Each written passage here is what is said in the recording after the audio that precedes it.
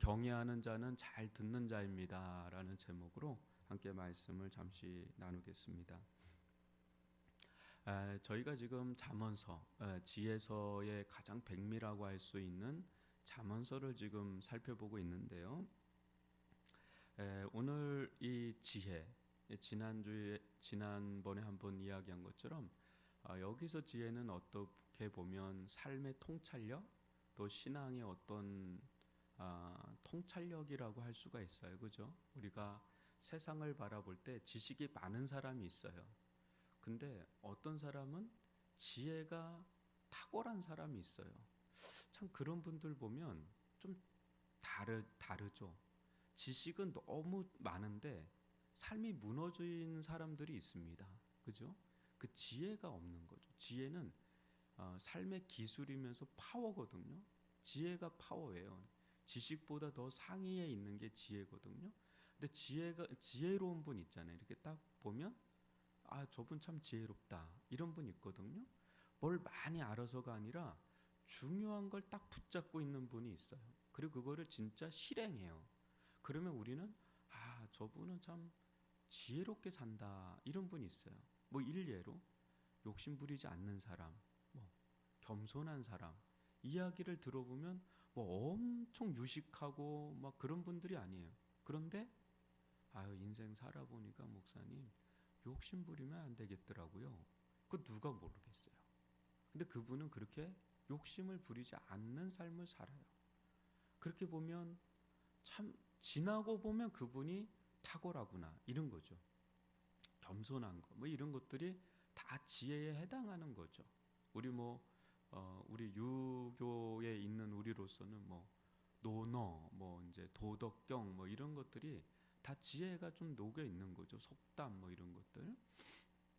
근데 우리는 이제 하나님의 지혜, 또 세상을 살아갈 때 하나님 안에서 살아가는 삶의 지혜, 이제 그것이 가장 잘 녹아져 있는 게 이 잠언서라고 볼 수가 있는데, 오늘도 말씀 한번 보세요.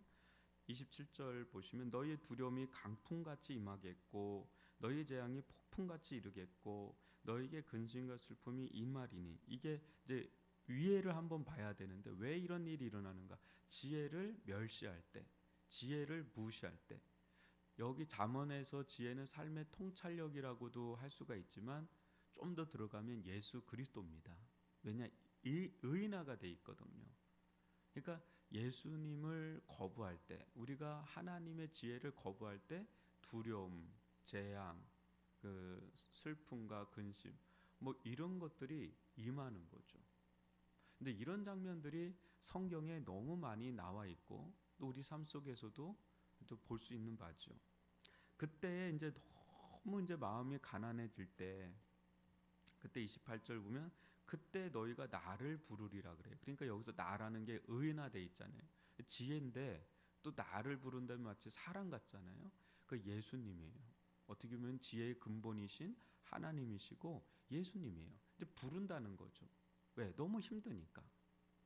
그런데 그래도 내가 대답하지 아니하겠고 부지런히 나를 찾으리라 그래도 나를 만나지 못하리니.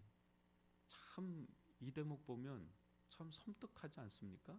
하나님께 막 나가서 막 부르짖고 막 찾고 막 그러는데 하나님이 대답도 안 하고 만나주지도 않는 거예요.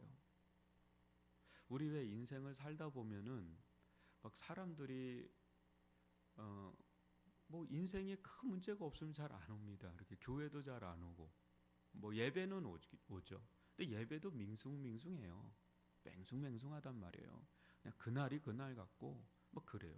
그러다 인생에 큰 고난이 닥쳐요. 내 힘의 한계를 막 넘어서서 도저히 뭐 이거는 내 힘으로 어떻게 할 수 없는 아주 죽을 것 같을 때 안 오던 새벽 기도도 옵니다.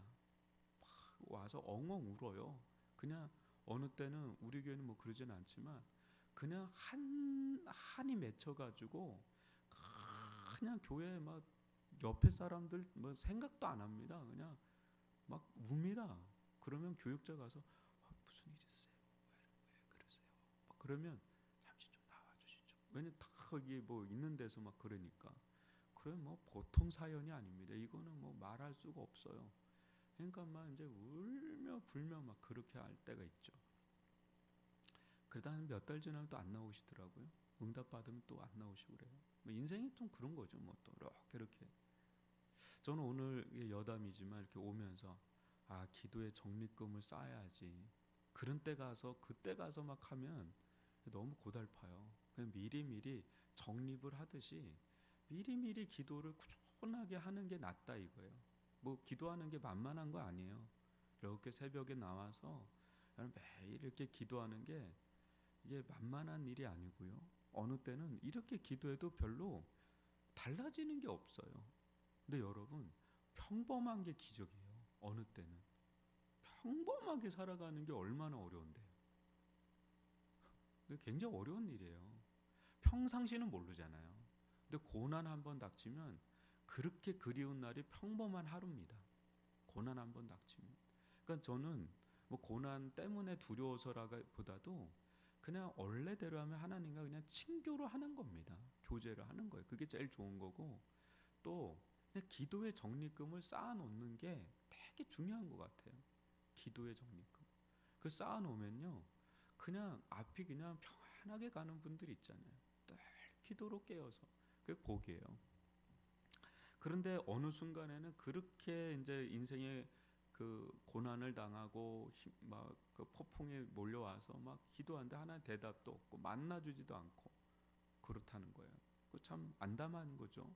근데 29절 보니까 그 이유가 있는 겁니다. 대저 너희가 지식을 미워하며 여호와를 경외하기를 즐거워하지 아니하며 나의 교훈을 받지 아니하고 나의 모든 책망을 업신 여겼음이니라. 그러므로 자기 행위의 열매를 먹으며 자기 께에 배부르리라. 근데 모든 거를 이 공식으로 두면 안 됩니다, 여러분.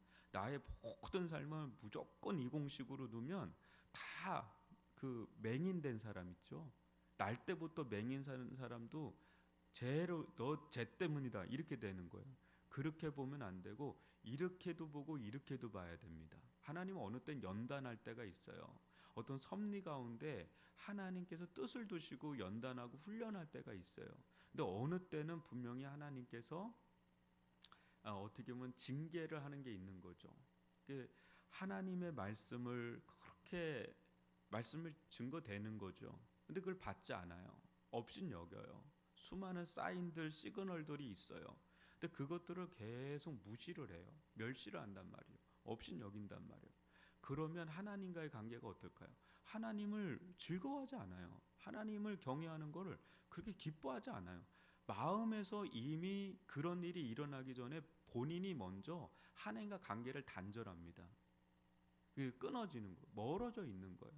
그러다가 고난이 딱 닥쳐서 하나님을 찾긴 찾는데 중요한 건 하나님을 찾는 게 중요한 게 아니라 네 마음이 진짜 회개하는 마음이 있냐 이거예요. 하나님께 왜 부르짖느냐 이거죠. 부르짖는 이제 근거가 뭐냐? 너무 힘드니까 그거 해결해 달라고 하는 거는 근본적인 문제 해결이 아니에요. 왜냐하면 문제는 본인이 하나님이 본인에게 멀어져 있는 게 아니라 본인이 계속해서 멀어져 있어요. 기도하면서도 멀어져 있어요.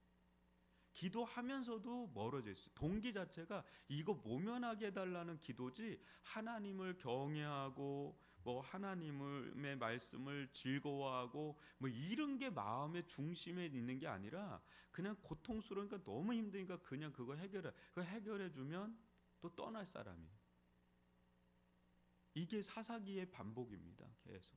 그래도 하나님 응답해 주세요. 근데 또 그러면 또 회복하면 또 그렇게 이게 사사기의 악순환의 반복이거든요. 여러분 하나님은 다 아시잖아요. 아셔요. 하나님 그리고 우리 가까이 계세요. 그런데 하나님이 너무 먼 것 같을 때가 있어요. 왜 하나님은 나에게 이렇게 뭘까? 나는 이렇게 기도하는데 하나님 정말 야속합니다. 너무 속상합니다. 하나님을 엄청 탓합니다. 저도 그럴 때 정말 많거든요. 그런데 정말 우리의 뿌리 깊은 문제는 뭐냐면 나를 절대 인정 안 합니다. 나에 대해서 얘기하면 너무 화가 납니다. 어느 때는 분노가 납니다. 내가 뭘 잘못했는데 이렇게 생각을 해요. 절대 자기 인정 안 합니다. 그게 뭐라 그러냐면 자기 의의 뿌리가 그만큼 강합니다. 여러분, 예수님께서 유일하게 책망을 많이 하는 사람들은 단 한 종류예요. 바리새인과 서기관들. 세상 죄인들에 대해서도 회개의 메시지를 전하거든요. 근데 그렇게 심하게 메시지를 전하지 않은데 바리새인과 서기관들에 대해서는 어마무시하게 거의 욕을 넘어서요. 저주스러울 정도로. 그런데 절대 깨지지 않습니다. 그리고 절대로 받아들이지 않습니다. 왜요? 자기 의라는 게 거의 본성과도 같아요. 우리가 이게 너무 강해요. 그러니까 이렇게 이런 일들이 일어나면 정말 하나님 앞에 나는 어떤 존재인가를 좀 돌아보고 그거를 힘들고 너무 고통스럽지만 인정하고 돌이키려고 해야 되는데 그런 마음이 뭐 죄책감에 시달리거나 정죄감에만 시달려요. 여러분, 죄책감과 정죄감과 죄의식은 회개가 아닙니다. 여러분, 그건 회개가 아니에요. 회개는 마음이 아파요. 어떤 아픔이냐면 하나님의 마음을 내가 아프게 했다는 그게 그렇게 슬퍼요. 그러니까 내 고통을 넘어서서 하나님의 마음을 또 타인의 마음을 너무 내가 힘들게 했다라는 거에 대해서 너무 괴로워요. 그래서 거기서 무너지고 거기서 깨어지고 거기서 후회가 오고 거기서 회개가 일어나는 거예요. 그럴 때는 죄책감과 죄의식에 시달리는 게 아니라 그것도 있겠지만 하나님의 마음을 너무 아프게 했다는 게 슬퍼요. 그 슬픔이 막 밀려 들어오면서 어떤 마음까지 가냐면 내 안에 있는 죄를 미워해요. 내 안에 있는 죄를 혐오해요. 너무너무 미운 거예요. 이 죄가 죄책감하고 다른 겁니다. 이게 진정한 회개하는 자의 마음. 하나님의 마음을 슬프게 하고 아프게 했다는 것, 또 그 근본이 이 죄라는 것. 그러니까 죄를 싫어해요. 미워하고. 그러니까 미워해야 될 게 있고 미워하지 말아야 될 게 있는데 우리는 그걸 혼동해요. 미워해야 되고 그거를 거부하고 그거에 대해서 아주 혐오해야 될 건 죄입니다. 그거를 이제는 그 자리에서 이제 벗어나죠. 그게 회개입니다. 근데 그렇게 할 때 하나님께 가까워지는 거예요. 그게. 그러니까 하나님 만나주시고 들어주세요. 하나님 탓할 게 1도 실은 없는데 저도 그렇고 아마 여러분들도 하나님 원망스러울 때 많을 거예요. 이렇게 기도하는데 하나님 왜 이렇게 하냐고 막 그렇게 하는데 나를 잘 안 봅니다. 그리고 깊이 들여다보지 않습니다. 그리고 인정은 더 어려워하고요. 그러니까 이게 잘 안 되는 거죠. 그래서 우리가 하나님의 말씀을 진짜 마음 깊이 받아들이는지 한번 여러분 생각해 보세요. 그러면 돼요. 우리 이제 마지막에 어리석은 자의 태보는 자기를 죽이며 미련한 자의 안일은 자기를 멸망시켜려니와 오직 내 말을 듣는 자는 평안히 살며 재앙의 두려움 없이 안전하리라. 여러분 33절을 놓고 그냥 묵상을 해보는 거예요. 이거 하나님의 말씀이잖아요. 오직 내 말을 듣는 자는 평안히 산다 그랬잖아요. 재앙의 두려움이 없이 안전하다 그랬잖아요. 하나님 말씀은 그렇게 되는 거잖아요. 근데 나는 평안함이 없어요. 나는 재앙의 두려움 없게 안전한 것 같지가 않은 거예요. 그러면 자꾸 하나님이 문제고 하나님 말씀이 거짓이다. 왜? 왜 나는 듣는데 왜 안 한 이런 일이 안 일어나지? 굴하다. 뭐 이렇게 생각하지 마시고 한번 곰곰이 이렇게 질문하는 거예요. 내가 진짜 하나님 말씀 듣는 자인가? 이걸 한번 질문하는 거예요. 듣는 자는 이렇게 된다니까. 내가 진짜 하나님 말씀 듣는 자인가? 나 듣는 자인데? 근데 왜 나는 안 되지? 그러면 한 번 더 생각하는 거예요. 듣는 게 뭐지? 진짜 듣는 게 뭐지? 진짜 듣는 게 뭐지? 진짜 듣는 게 뭐지? 이렇게 자꾸 질문하는 거예요. 그러면 하나님이 지금 나에게 주시는 말씀이 뭐지? 주일날 말씀 듣고 매일 성경 읽고 어떤 큐티를 합니다. 나는 듣나? 한번 생각을 해보세요. 진짜 듣나? 누구도 볼 거 없습니다. 진짜 난 듣나? 그럼 어떤 말씀이 나한테 사인이나 시그널들이 있잖아요. 그죠? 말씀이 뭐가 있다고 한번 쳐보세요. 그러면 한번 질문해. 이걸 내가 지금 받고 있나? 이걸 지금 내가 받아들이고 있나? 이걸 한번 생각해 보면 솔직히 드러납니다. 아, 하나님께서 나에게 지금 이 말씀 하신 거 내가 알겠는데, 솔직히 내가 이거를 받아들이지는 않고 있구나. 깊이 받아들이지는 않고 있구나. 왜 못 받아들이지? 하고 또 깊이 들어가면 내가 이거에 대해서 거부하는 게 있구나. 내가 너무 힘들어하는구나 이거를. 근데 이런 것들이 아주 이렇게 적나라하게 깊이 들어가면 이게 드러나요. 근데 어느 순간에 그거를 탁 받아들일 때 그때 들려요. 근데 더 들려요. 명확하게 들리고 들으면 순종해요. 너 이렇게 말 안 들어? 막 이렇게 할 때 있잖아요. 말은 듣죠. 근데 왜 그 말을 왜 하는 거예요? 부모님이. 엄마가 왜 그 얘기해요? 아빠가, 아버지가. 얘가 그대로 안 사니까 듣긴 들었는데 한 귀로 듣고 한 귀로 흘리니까 너 내 말 왜 안 들어? 듣죠. 왜? 다 알죠. 아주 귀에 딱지가 붙도록 듣죠. 근데 그대로 안 사니까 너 왜 안 들어? 이렇게 되는 거예요. 우리도 그런 겁니다. 하나님 보실 때 안 듣는다는 거예요. 왜? 말씀을 그렇게 했는데 그렇게 안 사니까. 왜? 안 들으니까. 안 들으면서 그렇게 일이 일어나는데 무슨 대책이 있어요? 들으면 되는데 안 듣는 거죠. 그러니까 여러분, 우리가 그렇게 한번 이 말씀을, 그래서 결론은 어떻게 하냐면, 내가 이 말씀 들으면 하나님 내가 경외하고 있나? 이렇게 질문하는 거. 하나님을 내가 업신여기지는 않나? 여러분, 겉은 착한 사람들 있죠. 근데 그거하고 영적으로 착한 거 전혀 다른 거예요. 이렇게 왜 법 없이도 사는 할머니들 있습니다. 할아버지들. 법 없이 사는 어르신들이 있어요. 그거하고 영적인 거 전혀 다른 거예요. 그거 헷갈리면 안 돼요. 영적으로 선한 거는 하나님을 두려워할 줄 아는 거예요. 영적 어떤 사람을 이렇게 보면 약간 사람이 좀 이렇게 착해 보이지 않는 사람인데 영적으로 엄청 은혜 받는 사람이 있어요. 복을 받는 사람. 그 사람들 보면 겉하고 좀 다르게 속이 되게 겸손한 사람이 있어요. 굉장히 겸손한 사람이 있어요. 겉에서는 뭔가 다 고집스러워 보이는데 속이 부들부들한 사람이 있고, 겉은 부들부들한데 속이 탁 이런 사람이 있어요. 그게 다른 거예요. 이 영적인 거하고 이렇게 우리가 보는 거하고 다를 수가 있습니다. 여러분, 하나님을 경외하는 마음이 우리 안에 있나? 이거를 이제 질문 던지는 거 계속.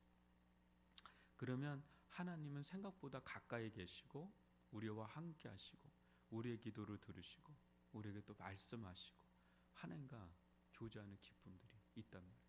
근데 우리 속에 강한 게 있으면 그게 사라져요. 하나님이 사라지는 게 아니라 우리가 하나님을 밀어내는 거거든요. 그래서 그 부분이 실은 매일의 사투예요. 거의 사투에 해당할 정도로 우리의 자아가 생각보다 강합니다, 여러분. 성령의 지배를 받고 또 예수의 지배를 받고 말씀의 지배를 받을 때, 그때 우리는 나도 살고 하나님 앞에 이렇게 평안함을 샬롬을 경험하고 안전지대, 그게 안전지대. 오늘 이 말씀 여러분 좀 묵상하면서, 하나님을 경외하는 자는 잘 듣는 자입니다. 그 자에게는 세상이 줄 수 없는 또 하늘의 평안이 있어요. 또 안전지대가 있습니다. 안전지대. 그 은혜를 우리들 가운데 베풀어 달라고 기도하고 또 묵상하고 기도하다가 돌아가시면 좋을 것 같은데요. 오늘 이 나라와 민족을 위해서 또 세계 열방을 위해서 기도해